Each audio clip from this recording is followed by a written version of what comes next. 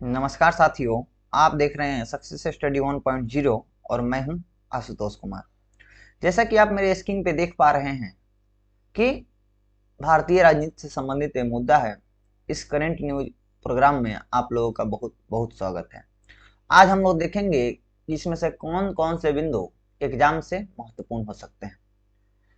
प्रधानमंत्री संसद में अपने अभिभाषण के दौरान पंडित जवाहरलाल नेहरू की चर्चा की और फिर महात्मा गांधी का जो कांग्रेस के संदर्भ में विचार था उस संबंध में चर्चा की। तो आइए हम लोग आज एक एग्जाम के नजरिए से इस मुद्दे को समझेंगे, एक स्टूडेंट के नजरिए से इस मुद्दे को समझेंगे। हम लोग किसी राजनीति के मुद्दे से जोड़ते हुए इस चीज को नहीं समझेंगे। हम लोग इस चीज को समझेंगे कि यथार्थ क्या है और वास्तविकता क्या है। इस विषय में स्टूडेंट को कहा जाता है कि स्टूडेंट को शालीनता बरतनी चाहिए, चाटुकारिता किसी का नहीं करना चाहिए। जो सही है वह विद्यार्थी बोले, जो गलत है वह भी विद्यार्थी बोले, यह विद्यार्थी से उम्मीद की जाती है। तो आज हम लोग इस पॉइंट को देखेंगे कि भारतीय राजनीति का गिरता हुआ स्तर, यानी भारतीय राजनीति का स्तर कैसे गिरा हुआ है। फिर नेहरू का प्रधानमंत्री का जो भाषण हुआ उस संबंध से जोड़ के एग्जाम की दृष्टि को देखेंगे। तीसरा बात है स्वतंत्र भारत के निर्माता के रूप में नेहरू, और चौथा बात है कांग्रेस के संबंध में महात्मा गांधी का विचार क्या था। इस चीजों को देखेंगे। तो आइए सेशन को कंटिन्यू करते हैं और देखते हैं कि भारतीय राजनीति का गिरता हुआ स्तर। दरअसल भारतीय राजनीति वहां से शुरू हुई थी जहां पे विपक्ष का सम्मान किया जाता था और विपक्ष के लोग सत्ता पक्ष का सम्मान करते थे। आज भी हमें अटल बिहारी वाजपेयी का वह अभिभाषण याद है जो मैंने यूट्यूब पे सुना था। अटल बिहारी वाजपेयी नेहरू को कहे संसद के मंच पे खड़ा होकर कि आप में चर्चिल भी दिखता है और आप में चेम्बरलिन भी दिखता है, और मुस्कुराकर जवाब दिए और मुस्कुराकर चुपचाप नेहरू बैठे रहे। वह था भारतीय राजनीति का दौर कि विपक्ष को भी बोलने दिया जाता था। विपक्ष जब अपना पक्ष रखता था तब भी उसे बोलने दिया जाता था, और सत्ता पक्ष जब अपना पक्ष रखता था तो उसे भी अपने समय के अनुसार से बोलने दिया जाता था।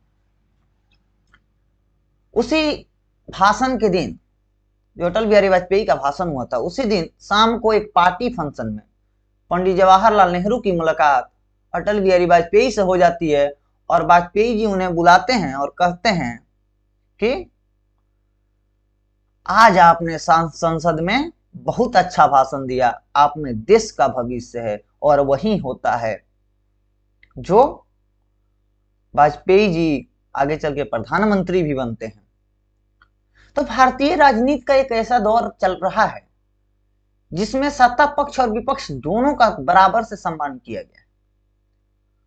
लेकिन अभी के दौर में अगर भारतीय राजनीति की चर्चा की जाए तो बहुत स्तर गिर गया है भारतीय राजनीति का। आपने वर्तमान में बंगाल चुनाव में यह भी देखा होगा कि प्रधानमंत्री जी कहते हैं दीदी ओ दीदी, और उधर से ममता बनर्जी का भाषण आता है मोटा भाई खेला होवे। यह राजनीति का स्तर नहीं।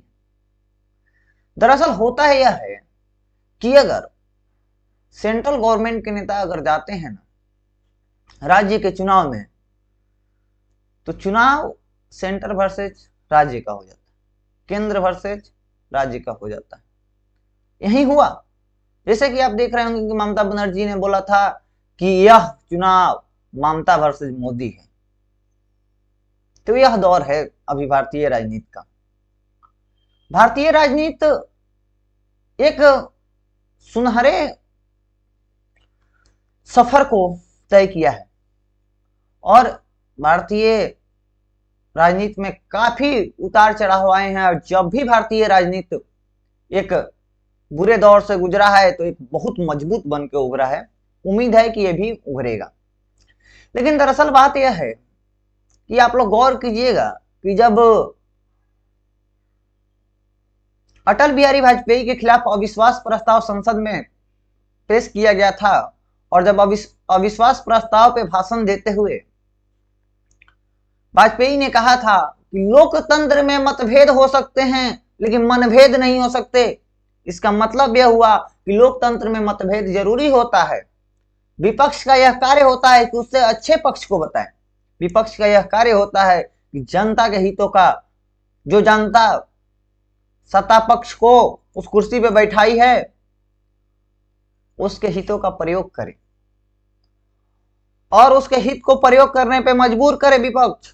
जनता के हितों का संसद के मंच पे उठाए, संसद के मंच से सरकार से जवाब मांगे और संसद के मंच से सरकार भी जवाब दे, सरकार भी अपने जवाब से विपक्ष को संतुष्ट करे। यह होता है एक अच्छे लोकतंत्र की भूमिका और एक अच्छे विपक्ष की भूमिका। लेकिन आज के दौर में विपक्ष का मतलब विरोध हो गया है, और जब विपक्ष का मतलब विरोध हो जाता है तो संसद का सत्र सही से नहीं चल पाता है। जैसे कि पिछले सत्र में आप देख रहे होंगे कि संसद की कई सत्र रद्द कर दिए गए। जानते हैं क्यों? संसद के सत्र के कई दिन रद्द कर दिए गए। जानते हैं क्यों? एक संसद के एक दिन के सत्र में काफी रुपया खर्चा होता है, और वो पैसा किसका है? जनता का है। और जब संसद का सत्र नहीं चलेगा, उस पर जो पैसा इन्वेस्ट किया गया है, जो पैसा खर्च किया गया है, उस पैसे का अगर सदुपयोग नहीं होगा तो किसका नुकसान हो रहा है? जनता का नुकसान।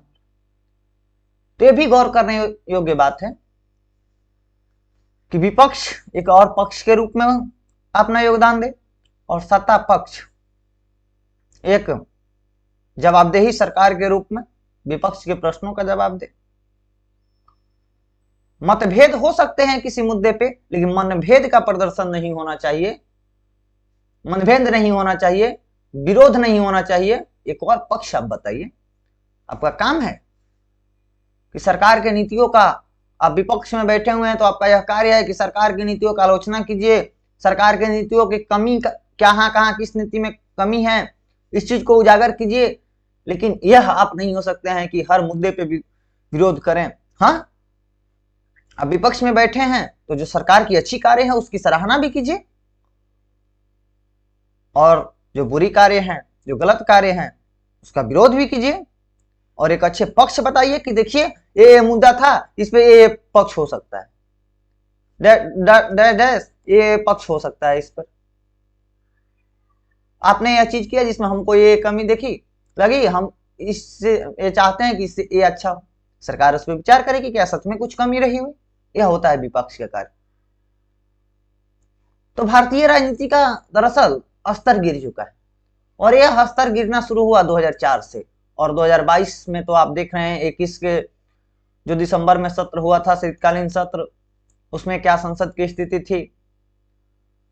तो यह कहा जाए कि संसद के सत्र सही से चले, विपक्ष एक हताश विपक्ष के रूप में कार्य न करे बल्कि एक मजबूत विपक्ष के रूप में कार्य करे, और सत्ता पक्ष एक जवाबदेही सरकार के रूप में, एक जवाबदेही पक्ष के रूप में, एक जनता के जवाबदेही सुनिश्चित करने वाले सरकार के रूप में उभरे और उस चीजों का निदान करें ताकि जनता को दिक्कत ना हो। दूसरा बात है कि नेहरू पर प्रधानमंत्री का भाषण, तो गिरता हुआ स्तर हम लोग देख चुके हैं, कैसे स्तर गिरा है। इसमें उम्मीद है कि स्तर अब काफी सुधरेंगे। प्रधानमंत्री जी को इस पे विचार करना चाहिए कि जो गिरा हुआ स्तर है उसको कैसे सुधारा जाए। प्रधानमंत्री जी को संसद के अधिकतर सत्र में जाके संसद में बैठना चाहिए, क्योंकि जब संसद के सत्र के दौरान जब प्रधानमंत्री संसद में होते हैं तो संसद के सभी सदस्यों को यह अनुभूति होता है कि देश का नेता सुन रहा है जो हम बोल रहे हैं। तो प्रधानमंत्री जी को भी, यानी सत्ता पक्ष को भी विपक्ष से बात विचार करना चाहिए, और विपक्ष को भी भरपूर समय देना चाहिए अपने पक्ष रखने के लिए, और सत्ता पक्ष को भी समय देना चाहिए अपना बात रखने के लिए, और जो विपक्ष प्रश्न करे उसका जवाब सत्ता पक्ष को भी देना चाहिए, मेरे विचार में है। तो भारतीय राजनीति का स्तर को सुनिश्चित कराने में हमारे प्रधानमंत्री जी का योगदान हो सकता है। ऐसे तो हमारे प्रधानमंत्री जी हर मुद्दे पे खुल के बोलते हैं, खुल के अपना पक्ष रखते हैं, तो उम्मीद है कि इसमें भी प्रधानमंत्री जी आगे आएंगे और आगे आकर इस चीज को भी सुधारेंगे। क्योंकि अगर संसद के सत्र के दौरान अगर रद्द होता है संसद का सत्र तो देश की छवि खराब होती है, कि वहां तो संसद का सत्र ही टाइम से नहीं चल रहा है। तो उम्मीद है कि इस छवि को बना के रखेंगे प्रधानमंत्री मोदी जी, और प्रधानमंत्री जी से यह उम्मीद भी किया जाता है कि वह इस पर चर्चा करें विपक्ष के साथ बैठकर और इस चीज को सुधारने का प्रयास करें। दूसरा बात है कि नेहरू को प्रधानमंत्री का भाषण। प्रधानमंत्री ने नेहरू पे बहुत सारे भाषण दिए और उसमें उन्होंने नेहरू की काफी सारी चर्चाएं की। जैसे आप लोग सुन रहे होंगे कि आज हम नेहरू ही नेहरू करेंगे, तो आइए हम लोग आज नेहरू को एग्जाम की दृष्टि से देखते हैं। ऐसे तो नेहरू बहुत अच्छे कार्यों के लिए भी जाने जाते हैं, लेकिन उनकी कुछ नीतियों में वो असफल भी रहे, जो कि स्वाभाविक है, हर सरकार होती है। हर सरकार की तो हर नीति अच्छी नहीं हो जाती है, कुछ नीति असफल भी होती है और कुछ नीति सफल भी होती है। तो नेहरू को हमारे विचार में एक प्रधानमंत्री के रूप में देखना चाहिए और उन्हें एक पार्टी से जोड़ के नहीं देखना चाहिए। वह एक कांग्रेस के प्रधानमंत्री नहीं थे, वो देश का प्रधानमंत्री थे। और जो उन्होंने किया वह बहुत कोई योग्य व्यक्ति ही कर सकता है। हाँ, मैं ये मानता हूं कि नेहरू ने बहुत अच्छे कार्य किए, लेकिन उनकी असफलता ही भी रही। चीन के मुद्दे पे, कश्मीर के मुद्दे पे उनकी असफलता रही, लेकिन केवल 2 असफलताओं से या 2-4 और असफलता हो सकते हैं, उनसे उनकी व्यक्तित्व का तुलना करना ये अच्छी बात नहीं होती है। जब आप उनके अच्छाइयों को समझेंगे तब भी आप उनके बुराइयों को भी समझें तो अच्छा होगा। किसी भी व्यक्ति में अच्छा चीज और बुरा चीज दोनों होता है, तो आप अच्छे चीजों को देखें और उसके साथ साथ बुरे चीजों को भी देखें, लेकिन अच्छाई पे भी गौर करें। तो चलिए देखते हैं नेहरू का स्वतंत्र भारत के निर्माता के रूप में क्या योगदान था। स्वतंत्र भारत के निर्माता के रूप में नेहरू, सबसे पहली बात है कि नेहरू उस दौर में सत्ता संभाल रहे थे जिस देश में शासन को पता नहीं था, ना शासन करने का कोई अनुभव था देश के पास, एक सरकार कैसे चलाई जाती है। उस समय वो देश के प्रधानमंत्री बने और सत्ता चलाई और काफी अच्छे से भी चलाया। कुछ चीजों को अगर छोड़ दिया जाए तो बाकी हर चीजों में अगर आप ध्यान दें तो हर एक चीज में नेहरू का योगदान आप पाएंगे। तो आइए आज हम लोग नेहरू के योगदानों पर चर्चा करते हैं कि स्वतंत्र भारत के निर्माता के रूप में उन्होंने क्या क्या भारत में योगदान दिया। तो सबसे पहली बात है कि उन्होंने अंतरिम प्रधानमंत्री के रूप में उत्पन्न चुनौतियों का सामना किया। यानी अंतरिम प्रधानमंत्री से कुछ पता ही नहीं था कि सत्ता चलानी कैसी है, शासन चलानी कैसी है, तो उन्होंने अंतरिम प्रधानमंत्री के रूप में इस चीज को देखा कि कैसे चलानी है, कैसे संभालना है, और उन्होंने संभाला। दूसरा बात है कि जम्मू कश्मीर, जूनागढ़ और हैदराबाद की चुनौतियों के बावजूद उन्होंने देशी रियासतों के सफलतापूर्वक एकीकरण में महत्वपूर्ण भूमिका निभाई। यानी देशी रियासत का एकीकरण करने में भी नेहरू का बहुत महत्वपूर्ण भूमिका था। ऐसे तो सरदार पटेल को एकीकरण का भूमिका दिया जाता है, योगदान माना जाता है, लेकिन सरदार पटेल के साथ साथ पंडित नेहरू का भी एक अच्छा योगदान था देशी रियासतों के एकीकरण में, जो उन्होंने किया। और आपको पता है कि कोई भी कार्य किया जाता है तो जो उसको लीड करता है उसी को उसका श्रेय जाता है। उम्मीद है कि आप लोग भी इस बात को समझ रहे होंगे कि कश्मीर, जूनागढ़ और हैदराबाद की चुनौतियों के बावजूद भी उन्होंने देशी रियासतों का सफलतापूर्वक एकीकरण किया और एकीकरण करने में महत्वपूर्ण भूमिका निभाई। जम्मू कश्मीर में युद्ध लड़ा गया, जूनागढ़ को जनमत संग्रह के द्वारा भारत में मिला लिया गया और हैदराबाद को पुलिस कार्रवाई के द्वारा देशी रियासत का एकीकरण तो सफल हुआ। उन्होंने राज्यों का पुनर्गठन के माध्यम से, यानी राज्य बनाए, उन्होंने अच्छे अच्छे राज्य बनाए।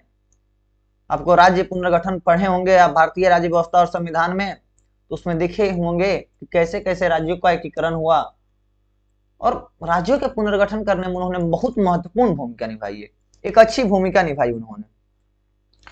उसके बाद हुआ यह कि भारत तो एक धर्मनिरपेक्ष देश था, यानी पंथ निरपेक्ष देश था, तो यहां तो सभी धर्मों का सम्मान व्यवहार था, समान तरीके से समझा जाना था। लेकिन उन्होंने पंथ निरपेक्षता के आदर्शों के साथ साथ समाजवाद के आदर्श को भी स्थापित किया और इसके अंतर्गत मिश्रित अर्थव्यवस्था नियोजन प्रणाली का विकास किया। यानी अर्थव्यवस्था जो उन्होंने बनाया, पंथ निरपेक्षता के साथ साथ जो समाजवाद के आदर्शों को भी स्थापित करने में मिश्रित अर्थव्यवस्था बनाया, यानी कैपिटलिज्म और साथ साथ आपको सेकुलर सोशलिज्म यानी समाजवाद भी और कैपिटलिज्म भी, इन दोनों का उन्होंने चर्चा किया। और इसके अंतर्गत उन्होंने एक ऐसी अर्थव्यवस्था प्रणाली बनाई जो आज हम लोग देखें तो भारत की एक बहुत मजबूत अर्थव्यवस्था है। तो उसमें कहीं ना कहीं नेहरू का योगदान है। पांचवी बात यह हो जाती है कि नेहरू ने भारत में भारी उद्योगों की स्थापना पर बल दिया और औद्योगिकरण और शहरीकरण के साथ साथ वर्ग प्रधान समाज को प्रोत्साहित किया। यानी बड़े बड़े इंडस्ट्री लगाए गए, बड़े बड़े शहर बने, शहरीकरण हुई, औद्योगिकरण हुआ, क्योंकि आपको पता है कि जहां इंडस्ट्री लगती है वहां शहर अपने आप बन जाता है। जिस जगह पे इंडस्ट्री लग गई उसके आसपास शहर की बनने की प्रक्रिया प्रारंभ हो जाती है। और वर्ग प्रधान समाज क्या होता है? सबसे बड़ी बात है, किसी को समझ में आया? वर्ग प्रधान समाज, किसी भी समाज के 3 अंग होते हैं, एक अमीर वर्ग, एक मध्यम वर्ग और एक गरीब वर्ग। तो ये तीनों वर्ग प्रधान समाज है, जो इसको संतुलन करने का भी नेहरू ने अच्छे तरह से कोशिश किया था और संतुलन किया भी काफी हद तक। तो औद्योगिकरण में भी उनका योगदान है, शहरीकरण में भी उनका योगदान है, वर्ग प्रधान समाज को नियंत्रित करने का भी उनका योगदान है उनमें भी। और उन्होंने नियंत्रण किया और नियंत्रण करते हुए काफी कुछ सिखाया देश को कि नियंत्रण किया कैसे जाता है। दरअसल गरीब वर्गों को प्रोत्साहन दिया, मध्यम वर्गों को प्रोत्साहन देके कहा कि आप इंडस्ट्री लगाइए, आप उद्योग खोलिए, कैपिटलिस्ट को कहा कि आप बड़े बड़े उद्योग लगाइए। यानी तीनों चीजों को उन्होंने देखा और सोशलिज्म का भी आदर्शों को भी स्थापित किया, जिसके साथ साथ मिश्रित अर्थव्यवस्था हुई, उद्योग भी लगे, औद्योगिकरण भी हुआ और शहरीकरण भी हुआ। छठी बात यह हो जाती है कि उन्होंने सामुदायिक विकास परियोजना के तहत, यानी जो सामुदायिक विकास परियोजना के तहत सहकारिता आंदोलन को प्रोत्साहित किया। आप लोग देख रहे होंगे कि आज मदर डेयरी देश का कितना बड़ा सहकारिता संगठन है, जिसकी स्थापना पंडित जवाहरलाल नेहरू के समय में हुई। यानी उन्होंने ये भी बताया कि कैसे मिलजुल के काम किया जा सकता है, कैसे एक सहकारिता समिति बनाकर, सहकारिता समिति बनाकर देश के विकास में एक महत्वपूर्ण योगदान दिया जा सकता है। उन्होंने ये भी समझा। यानी सामुदायिक विकास परियोजना के तहत सहकारिता आंदोलन को भी प्रोत्साहित उन्होंने कर दिया।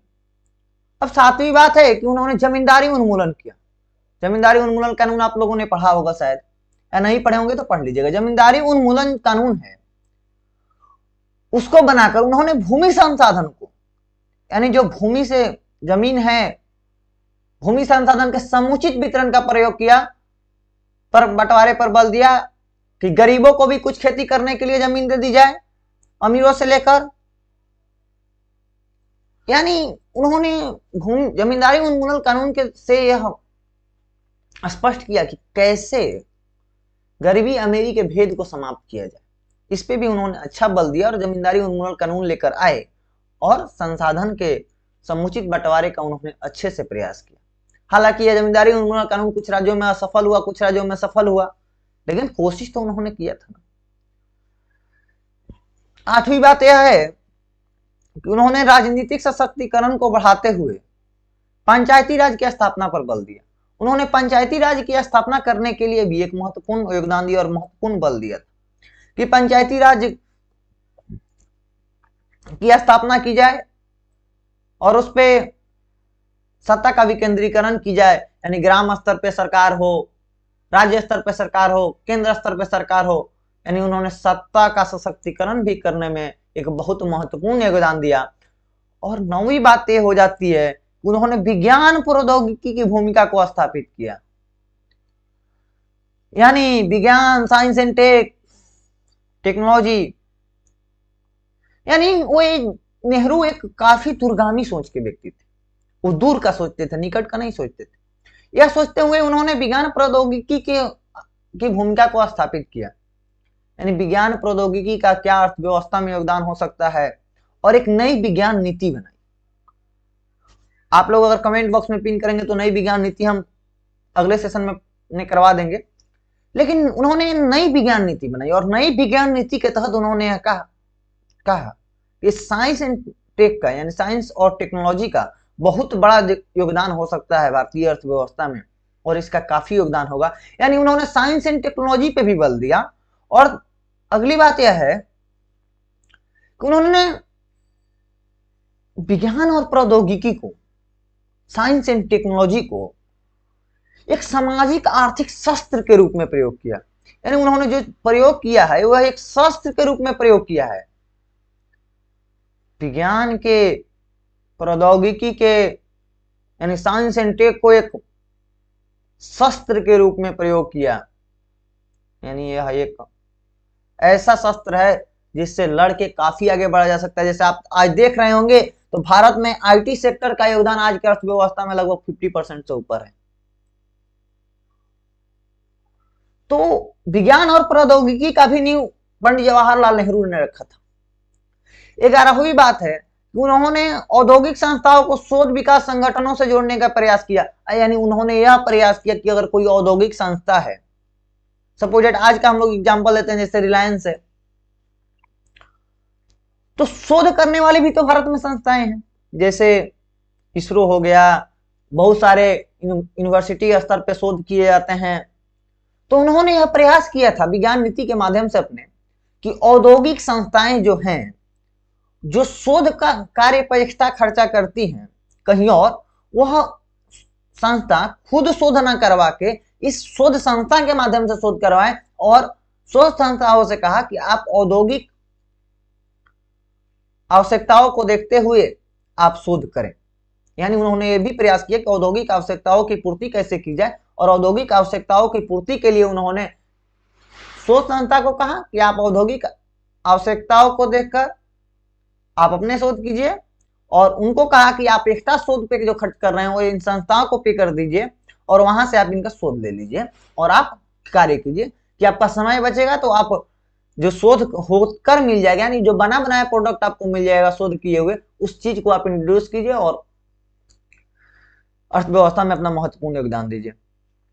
दूसरा बात है कि उन्होंने ऊर्जा विकास संसाधन के रूप में ताप और जल विद्युत के साथ साथ परमाणु ऊर्जा कार्यक्रम की भी नींव रखी। यानी उस समय जो भारत में विद्युत ऊर्जा का जो संस्था था वो दो ही था, ताप विद्युत या जल विद्युत। ये दो हम लोग के ऊर्जा के संसाधन थे या स्रोत थे।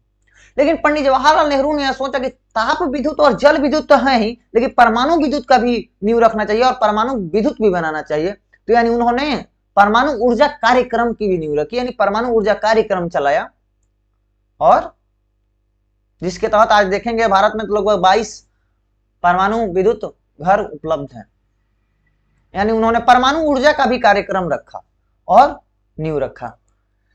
देखते हैं उन्होंने भारत के वैश्विक चुनौतियों को देखते हुए,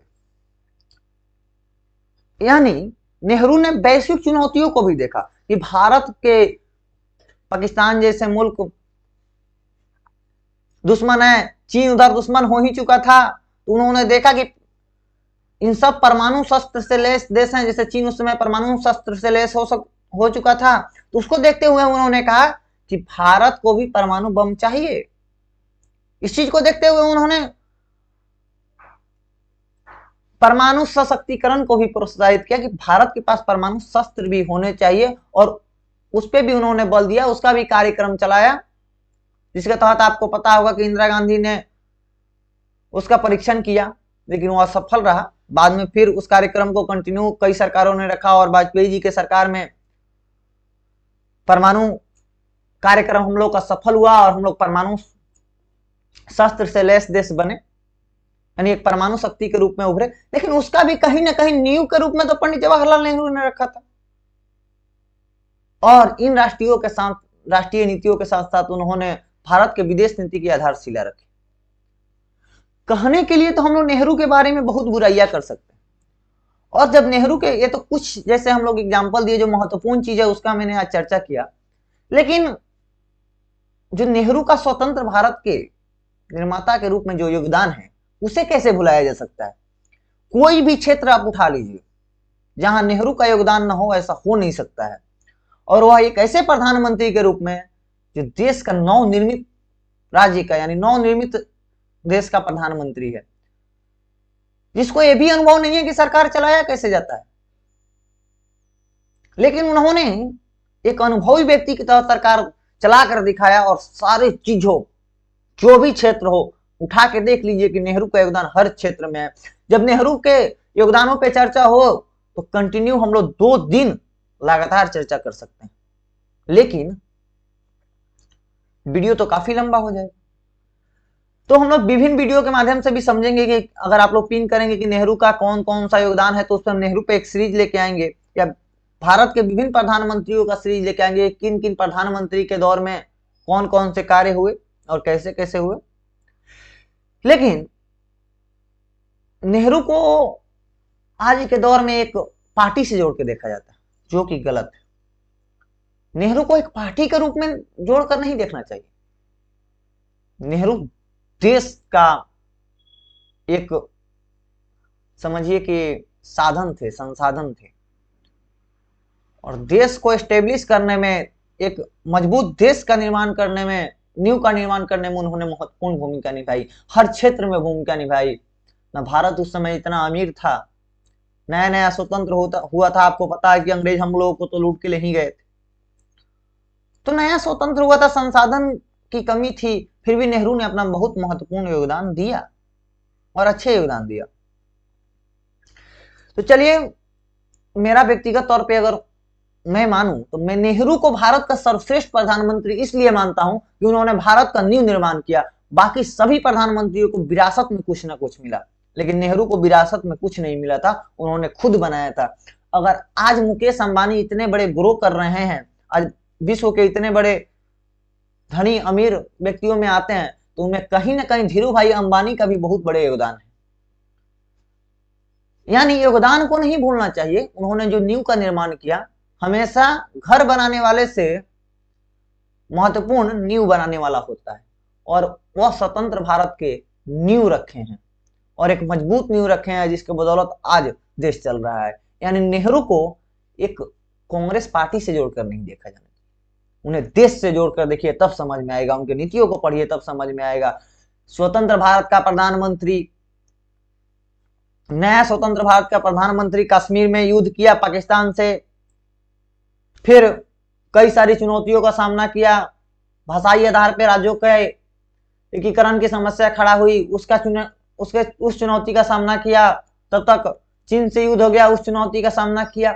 यानी इतने सारे चुनौतियों का सामना करते हुए भी नेहरू ने एक मजबूत भारत के नींव रखने में अपना महत्वपूर्ण योगदान दिया है, तो इस योगदान को भुलाना नहीं चाहिए।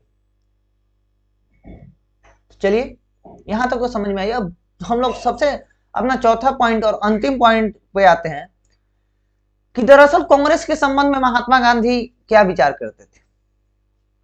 अंतिम दिनों में गांधी जी आजाद भारत में कांग्रेस की बदली हुई भूमिका के बारे में गंभीरता से सोच रहे थे। महात्मा गांधी ने अपने हत्या के 3 दिन पहले, यानी 27 जनवरी 1948 को एक नोट में लिखा था कि अपने वर्तमान स्वरूप में कांग्रेस अपनी भूमिका पूरी कर चुकी है, जिसे भंग करके एक लोक सेवक संघ में तब्दील कर देना चाहिए।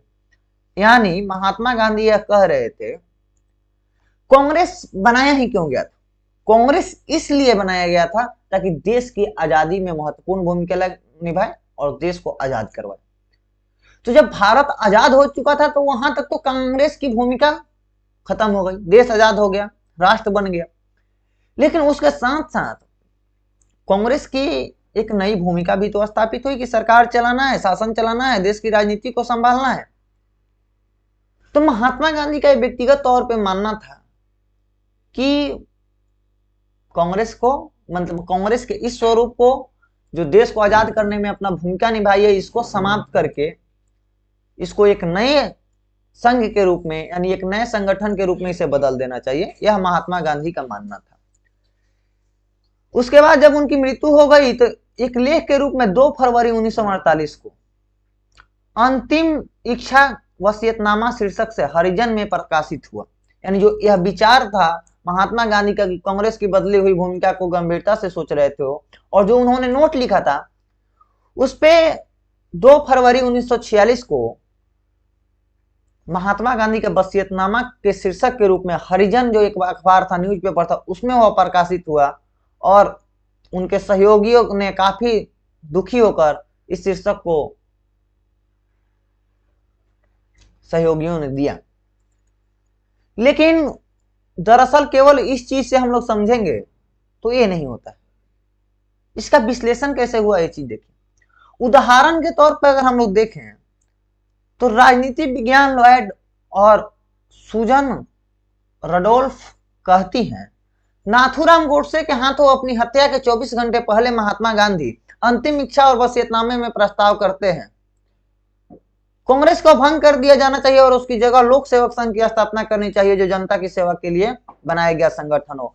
यानी महात्मा गांधी ये सोच रहे थे कि जो कांग्रेस है इसकी भूमिका समाप्त हो गई है, अब इस कांग्रेस को समाप्त कर दिया जाए और एक लोक सेवक संगठन, यानी जो कांग्रेस आजाद कराने के लिए बनी थी उसको अब भंग कर दो और एक नए संगठन बनाओ जिसका उद्देश्य हो कि जनता का सेवा करना, यानी लोक सेवक संगठन हो जो राजनीति के लिए स्पेशलिस्ट बनाया जाए। मतलब इस कांग्रेस का नाम बदल दो या एक नया संगठन इसी के नेताओं से मिलाकर बना दो। महात्मा गांधी का यह विचार था कि कांग्रेस को भंग करके एक लोक सेवक संगठन नया बना दीजिए। यानी जो लेख का शीर्षक था ना, गांधी जी के मरणोपरांत उनके इसके प्रकाशन ने इस नोट को ज्यादा प्रासंगिक बना दिया, जो गांधी जी खुद चाहते थे। जब वो उनकी मृत्यु हो गई तो जो यह नोट प्रकाशन हुआ वह उनके विचारों को काफी प्रासंगिक बना दिया और इस नोट का कुछ डिजाइन इस प्रकार किया गया जिससे काफी पॉपुलर हो गया तुरंत। यानी गांधी जी तो यह चाहते थे कि जो वर्तमान स्वरूप है कांग्रेस का वह समाप्त हो जाना चाहिए, लेकिन दरअसल वह हुआ नहीं, कांग्रेस आज भी जीवित है। लेकिन महात्मा गांधी चाहते थे कि कांग्रेस केवल आजाद कराने के लिए बनाया गया है तो इसे समाप्त करो, इसकी भूमिका खत्म हुई। लेकिन इसमें एक पॉइंट और भी होता है, जबकि उनकी अंतिम इच्छा और वसीयतनामा में उसी दिन हरिजन में प्रकाशित एक और वक्तव्य के साथ जोड़कर पढ़ा जाना चाहिए। यानी जिसमें एक और वक्तव्य छपा था हरिजन में, उसको जोड़ के पढ़िए। उसमें कहा गया था कि भारतीय राष्ट्रीय कांग्रेस जो सबसे पुराना राष्ट्रीय राजनीतिक संगठन है जिसने कई अहिंसक संघर्षों के माध्यम से आजादी जीती है, को खत्म करने की अनुमति नहीं दी जा सकती है, सिर्फ राष्ट्र के साथ ही खत्म होगा। यानी उस जो हरिजन नामक पत्र में छपा था उसमें यह भी छपा था कि कांग्रेस भारत का सबसे पुराना संगठन है। ये बात सच्चाई है कि कांग्रेस सबसे भारत का पुराना संगठन भी है जो काफी अहिंसक माध्यमों से भारत की आजादी जीती है। यानी उन्होंने कांग्रेस बहुत सारे अहिंसक आंदोलन करके भारत की राजनीति को जीता और इसके जीतने के बाद इसे खत्म करने की अनुमति तो नहीं दी जा सकती, मतलब इसे खत्म तो नहीं किया जा सकता, ये तो सिर्फ राष्ट्र के साथ ही खत्म होगा। यानी जो कांग्रेस है वो जब तक राष्ट्र रहेगा तब तक रहेगा, ये भी एक विचार था उनके मन में। लेकिन उनका यह कहना था कि कांग्रेस तो खत्म नहीं हो सकता, कांग्रेस की विचारधारा तो खत्म नहीं हो सकती, लेकिन कांग्रेस का जो वर्तमान स्वरूप है उसको बदल दिया जाए, इसका नाम चेंज कर दिया जाए, इसको बदल दिया जाए और इसको बदलकर एक लोक सेवक संगठन बना दिया जाए। यानी जो आजादी के लिए बना गया था उसका स्वरूप बदल दीजिए और एक नए संगठन के रूप में इसको बना दीजिए। महात्मा गांधी का दरअसल विचार यह था। इसी पत्रिका में यानी इसी विश्लेषण में हम लोग आगे कुछ पॉइंट को और देखते हैं। गांधी जी ने दरअसल जो लिखा था वो संविधान का मसौदा था, न कि उनकी अंतिम इच्छा। और वसीयतनामा यदि गांधी जी जीवित रहते तो इस पर पूरी संभावना थी कि आगे चलकर इस पर कांग्रेस के अंदर बहुत विचार विमर्श होते। जब अगर महात्मा गांधी जीवित रहते तो जो ये संविधान का मसौदा उन्होंने लिखा था इस पे चलकर आगे चलकर उन्होंने काफी विचार विमर्श होती कांग्रेस के अंदर। ये था, लेकिन दुर्भाग्य था कि नाथूराम गोडसे ने महात्मा गांधी को मार दिया, हमारे राष्ट्रपिता की मृत्यु हो गई, तो इस विषय पे काफी अंदर कांग्रेस के अंदर चर्चा नहीं हो पाई। उनकी यह टिप्पणी कांग्रेस और उसके संगठन को स्वतंत्रता भारत के जरूरत के हिसाब से कैसे पुनर्गठन हो इस पर चल रही बहस के संदर्भ में की गई थी। यानी जो वो अपना हरिजन नामक पत्रिका में जो उनके मरणोपरांत यानी हमारे राष्ट्रपिता महात्मा गांधी की मृत्यु के बाद जो छपा, वह महात्मा गांधी ने उस नोट को इस संदर्भ में लिखा था कि अब तो कांग्रेस का जो है वो तो मकसद पूरा हो चुका है जो आजादी का था, लेकिन जब स्वतंत्र हो गया भारत तो कांग्रेस को स्वतंत्रता उत्तर भारत यानी स्वतंत्रता के पश्चात के भारत का जो जरूरत है उसके हिसाब से इसको डिजाइन किया जाए, यानी उसके हिसाब से इसका पुनर्गठन हो। इस संदर्भ में जो बहस चल रहा था इस पे उन्होंने अपना अंतिम नोट जारी किया था। आजादी मिलने के साथ आजादी दिलाने में पार्टी का ऐतिहासिक भूमिका समाप्त हो गई थी और तब तक सामाजिक आर्थिक क्रांति के लिए तैयार करना था। यह बहस पार्टी नेतृत्व द्वारा 1946 में तब शुरू की गई थी जब कांग्रेस कमेटी इस संबंध में सर्कुलर भेजकर अपनी राय व्यक्त करने को कहा था। यानी चर्चा वही है कि कांग्रेस का भूमिका आजादी के साथ समाप्त हो गया था, तो उसे उसके नई स्वरूप सामाजिक आर्थिक जो क्रांति करने थे, जो देश को एक मजबूत अर्थव्यवस्था वाला देश बनाना था, जो देश को एक मजबूत देश बनाना था, मजबूत सैन्य ताकत वाला देश, मजबूत अर्थव्यवस्था वाला देश, हर क्षेत्र में देश को मजबूत करना था, जो भेदभावपूर्ण यहाँ की जनता थी, गरीबी अमीरी के भेदभाव को भी समाप्त करना था। इसलिए महात्मा गांधी का यह मानना था और उस समय के कांग्रेस के सभी नेताओं का भी यह मानना था कि कैसे बदलती हुई स्वरूप के अनुसार से कांग्रेस को बदल दिया जाए और एक नए संगठन के रूप में कांग्रेस का निर्माण किया जाए। यही था यह पूरा महात्मा गांधी का विचार, उनका कहना था। अंतिम बात में मैं फिर एक बार बोलता हूं कि जो कांग्रेस का आजादी जो देश को आजाद करना है, यानी आजादी दिलाने के लिए देश को जो कांग्रेस बना है उसकी भूमिका आजाद होने के साथ ही समाप्त हो चुका है। तो नई भूमिका के अनुसार से कांग्रेस का डिजाइन किया जाए, नई भूमिका के अनुसार से कांग्रेस का पुनर्गठन कर दिया जाए और इस पे महात्मा गांधी का पूरा बात यही था जो हम लोग समझे हैं। यानी हम लोग नेहरू की भूमिका को भी समझ लिए, महात्मा गांधी का कांग्रेस के संदर्भ में क्या कहते थे इस चीज को भी समझ लिए हम लोग। तो आज की चर्चा इतना ही थी और उम्मीद है कि आप लोग एक देश के नेताओं के जैसा नहीं सोचेंगे, आप देश को एक युवा के रूप में, एक अच्छे नागरिक के रूप में अपने आप को देखें और इसके अनुसार से मेरा माने तो आप अगर एक विद्यार्थी हैं तो आपको एक विद्यार्थी की तरह शालीनता का परिचय देना चाहिए, न कि चाटुकारिता का। बहुत सारे लोग इस सेशन को हमारे देखेंगे तो बोलेंगे इसमें तो नेहरू का केवल बखान है। मैंने तो कहा कि हाँ, अगर किसी के व्यक्तित्व का निर्धारण करना है तो उसकी केवल बुराइयों को देख कर न कीजिए, यानी उसकी केवल असफलताओं को देख कर न कीजिए, बल्कि उसके सफलताओं को भी देख के उसका निर्धारण कीजिए कि वो क्या है। तो आज की चर्चा इतना ही थी। धन्यवाद, थैंक यू। मिलते हैं नेक्स्ट क्लास में, तब तक के लिए बाय बाय, टेक केयर, जय हिंद। सेशन अच्छा लगा हो तो इसे लाइक करें और हाँ, इस वीडियो को इतना शेयर करें कि भारत के हर नेताओं तक पहुंचे और वह जो भारतीय राजनीति का स्तर गिरा हुआ है वो अपने इतिहास से सीखते हुए इस चीज को बदलने का प्रयास करें। Thank you.